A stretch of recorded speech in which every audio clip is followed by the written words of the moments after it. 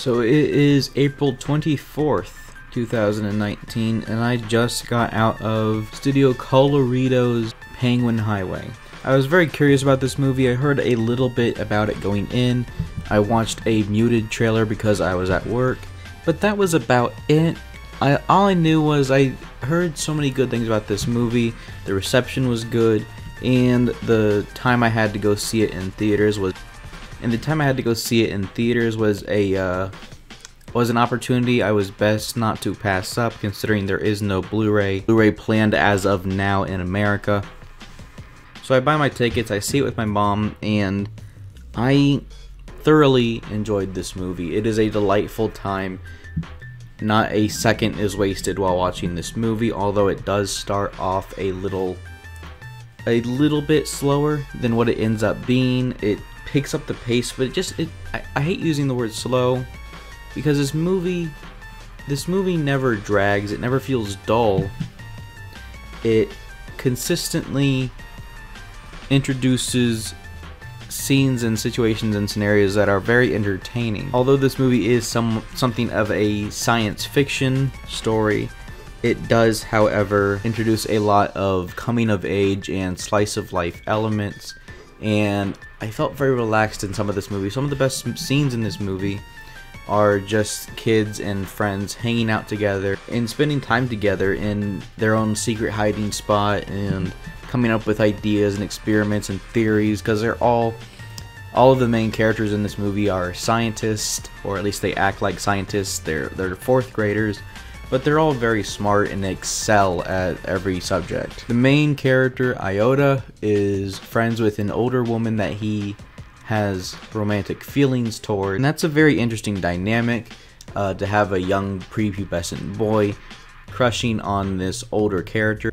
It's a very cute dynamic in my opinion. It's a little bit weird seeing this borderline romance between a young boy and a grown woman, but I didn't mind it. I really thought it was done well, considering that type of thing does happen with kids. Kids do get crushes on adults all the time. It's just a natural part of growing up. And this movie isn't afraid to discuss the subject of having sexual attraction at a young age and how your mind develops that as time goes on. This movie is not just about the relationships between characters the way something like Akko's Inn was. This movie has a very unique and interesting adventure going on. Penguins start to appear in the middle of Japan where they never are naturally, and there is a floating ball of water in the middle of a field that no one discovers except for the main characters, and eventually the word does spread around town and more people see it. The floating ball of water, referred to as the ocean in this movie, is not introduced until almost a third of the way in the movie. It felt very late to introduce a new concept like that, but it's one of the coolest concepts in the movie. It kind of reminded me of Annihilation. If you've ever seen Annihilation, that's a movie where there's this very small field, this very small area. It starts off small, and it seems like a line between reality and an alternate dimension, as the ocean in this movie is portrayed as. And of course it gets bigger and bigger and bigger and consumes more things, and it has more effects on the environments that you wouldn't expect. This movie does a lot of things in the beginning that don't make a lot of sense at first, and I really respect that. Storytelling wise, this movie leaves you with questions in the beginning and answers them as time goes on. There's a lot of things that don't really make sense at first, and you wonder, why did that happen, how did that happen? You start theorizing in your own head, trying to make sense of what happens in this movie. And the movie comes up with its own explanations as time goes on. Some of them are satisfying, some of them aren't.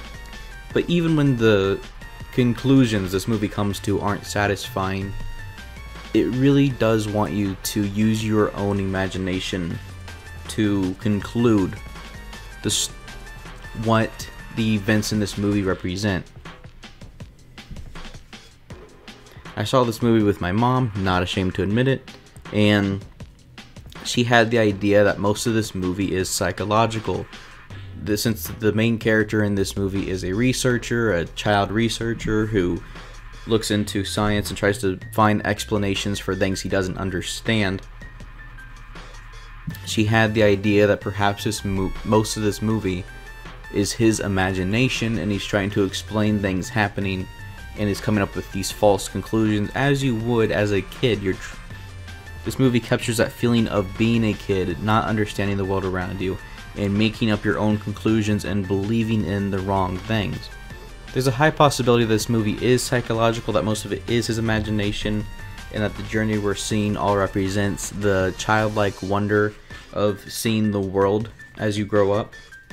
Especially considering since the author of the novel this movie is based on also wrote The Night is Short, Walk On Girl, which also deals with the idea of much of the movie's journey being all in the main character's head or their imagination. And I really enjoy that storytelling. I really enjoy it being all up for interpretation. This movie even tries to crunch things with implications and symbolism in ways that it tries to rush the story. Not too bad, but it does try to convey ideas that it doesn't have enough time to tell, and it has to tell these ideas as quickly as it can, and in a way where you may even miss some of the concepts this movie has to offer. Visually, this movie is stunning. I don't think I've ever seen a Studio Colorido movie that I know of. I did enjoy what I saw. This movie has a really wonderful climax scene when the adventure is at its peak. It has this very beautiful scene where reality is bending around them, almost Doctor Strange style, and it's really beautiful. There's a lot of movement. It does use a lot of CG, but I didn't mind that. All of the CG in this movie is pretty nice. Some of it looks old, but that's not a huge complaint. Compromises in animation are not a huge deal breaker for me, especially when this movie does so many other things that make it so visually striking. My biggest complaint about this movie is that I saw it in English. That's not really a complaint. I'm really glad this movie had a English dub. Going into this movie, my mom and I were worried that we actually bought tickets for a Japanese subtitled movie, as again, when I saw The Night is Short, Walk On Girl, I could have sworn that the website said the movie was dubbed, and it wasn't when I saw it, which is not a deal breaker for me, but it would have dampened the experience for my mom. But unfortunately, it was the other way around for me. The English dub for this movie really dampened the experience for me. And all of the voice acting in this movie is not only done by like 5 people in total, but no one's a good voice actor. Everyone talks like they're reading off of a paper, like a kid in class trying to read the history book without stuttering. And it just feels creepy, almost. It adds to this movie's weirdness. Like, this is a weird enough movie on its own without any stilted dialogue or Star Trek-like voice acting.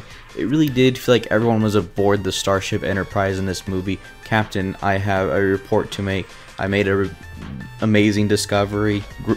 Group hug in the shower tonight, boys. It was just a lot of the voice acting in this movie is very flat. There's a few good performances. For the most part, it just felt like a fan dub off of YouTube from a long time ago.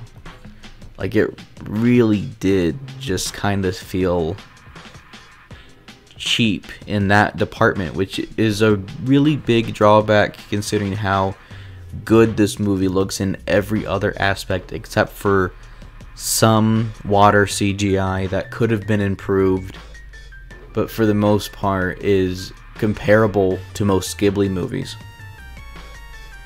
This movie even decides to change art style sometimes, not for a long period of time, but there will be scenes, you know, like that are more meant to look like paintings, or maybe there's a quick scene that is more meant to the main character who takes notes on everything, and it takes his handwriting, his art style, and makes like a little animation out of that. I thought that was pretty cute. This movie reminded me of Mamoru. What's his name?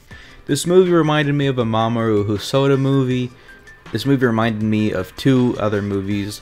That would be Annihilation mixed with Mirai. If you enjoyed those two movies, if your taste in movies is dynamic enough where you can appreciate something like Annihilation for its symbolic storytelling, with something like Mirai for its also symbolic storytelling, yet it's more colorful and adventurous visuals, this movie is like those two movies had a kid together. I recommend Penguin Highway. I recommend it a lot. In fact, I definitely recommend it over the option between Penguin Highway and Akko's End. Definitely go with Penguin's Highway. However, please find a way to watch this movie subtitled. I cannot stress that enough. The English voice acting in this movie is very, very weak and felt like something from, like, again, it just felt like I was watching this movie off of a VHS tape. Not visually by any means, but definitely in terms of the voice acting quality.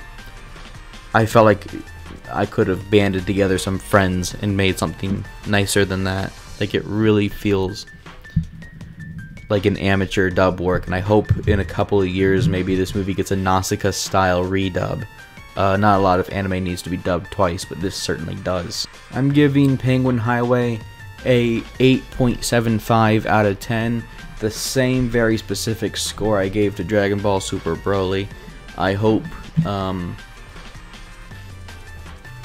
again, I do want to stress that this is not quite a 9 out of 10, but it is better than an 8.5, and I know these decimal point scores don't mean much to some people, but it really does make a difference to me personally, and I recommend this movie a lot. Hopefully there's an easier way to watch it at home soon. Hopefully it comes to Verve or something, and we can all watch it at home. Personally, I think tonight was this movie's last theatrical run around the US. This movie has been distributed through, I think it was in a film festival in July last year, and now it was in Japan's theaters in August, and now it's made the rounds throughout most of April now here in the US. Thanks for listening. Like, subscribe, listen to my other movie reviews if you enjoyed this one, if you're looking for some other recommendations, and listen to my podcast I do with my buddy. I invite on small YouTuber guests. It's very nice and interesting and funny. I hope you enjoyed. I hope maybe this movie helped you decide on whether or not to see Penguin Highway. That's it. See ya.